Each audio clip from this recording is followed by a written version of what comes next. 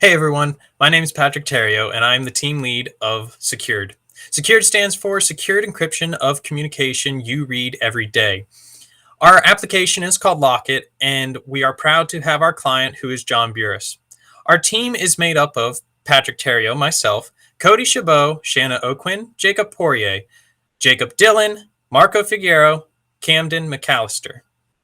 Our project is a secure messaging app which uses elliptic curve cryptography and Serpent to encrypt the messages that are being sent back and forth from the users. Cyber attacks are a real thing, and we hope to be able to minimize the attacks through our app.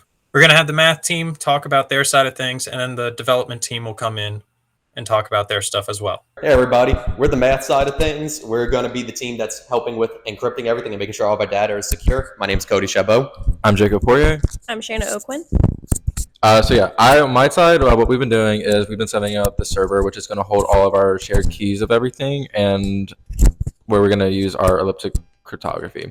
That being said, I'm also setting up some stuff that will help deter people from getting into the system, setting up a few traps. That way, if somebody were to get in, they're not going to get there like that. They'll have to go through a few stuff first before they can even get that.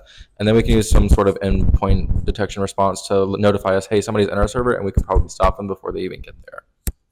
I'm working on encrypting our data with the cipher algorithm Serpent, and essentially what Serpent does is it takes your block text and it breaks it into sub-blocks of text, and then the keys to encrypt and decrypt these sub-blocks of text are then broken down into sub-keys. Right. And what I've been working on is the actual algorithm itself and our Diffie-Hellman for the algorithm. For anyone who doesn't know, the Diffie-Hellman is essentially the handshake that occurs to ensure that you can actually message between one another. It's the shared key it's the shared key sharing, essentially, to say, hey, we're actually sending a message to this person. It's a verified sender we're sending it to. Up here, we actually have our equation that we're using for elliptic curve cryptography. They usually take the form y squared is equal to x cubed plus x minus a, where you can have coefficients available in that. For our particular curve, we did 135 y squared is equal to x cubed minus 435x plus 299. Very big curve. You can see right here it kind of resembles the shape of like a water droplet or a bullet or something like that. We have points essentially stored here and all the way down. What happens with elliptic curve cryptography is that we have all of our information stored at certain points on this. It can only be integer values because we use moduluses to essentially fraction out and factor all of our information to where cryptography is really good because it's hard to factor.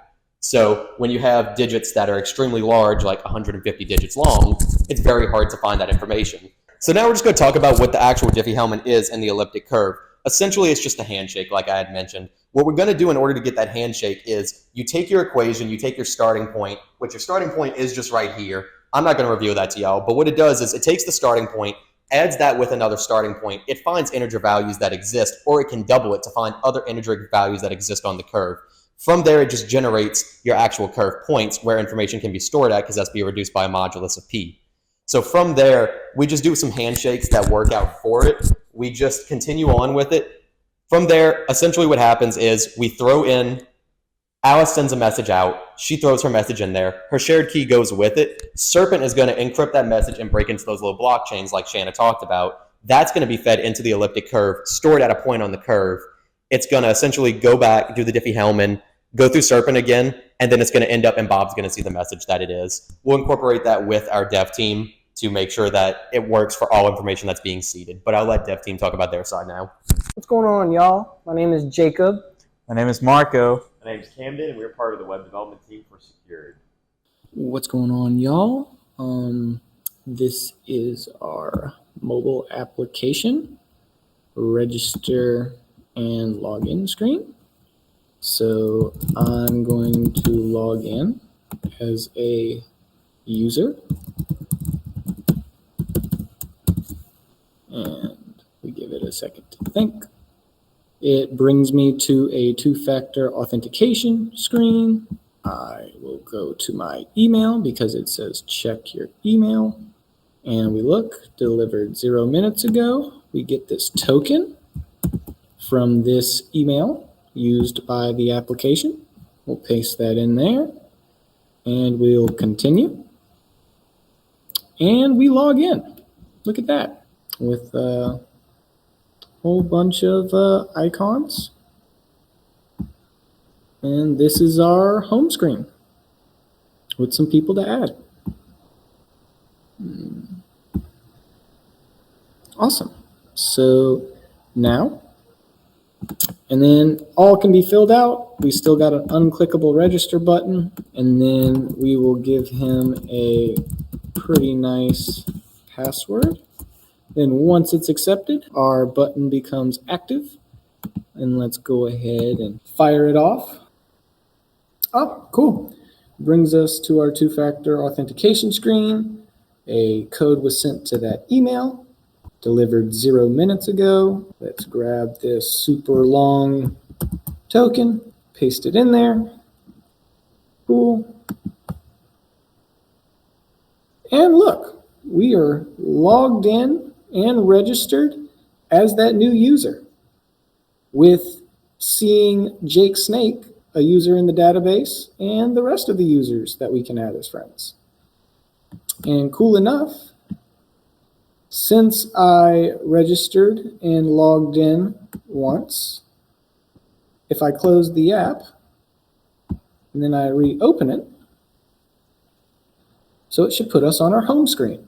Look at that. Persistence. Cool.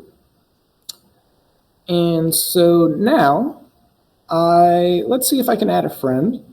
Let's add Jake Snake.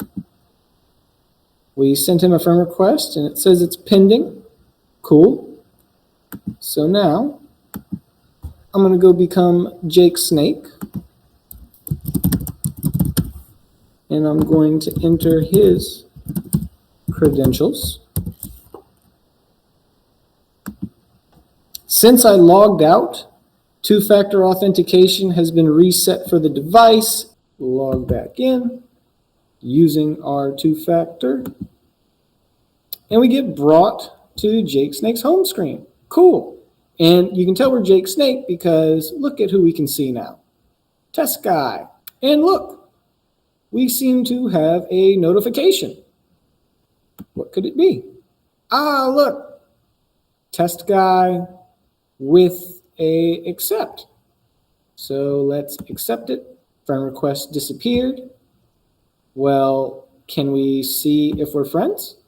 And look at that. We're friends. Super cool. And since we just logged in and we did not register as Jake Snake, but we did log in and we didn't log out, and it puts us right back on the home screen. Cool. With it remembering that this guy's our friend. Thanks, y'all.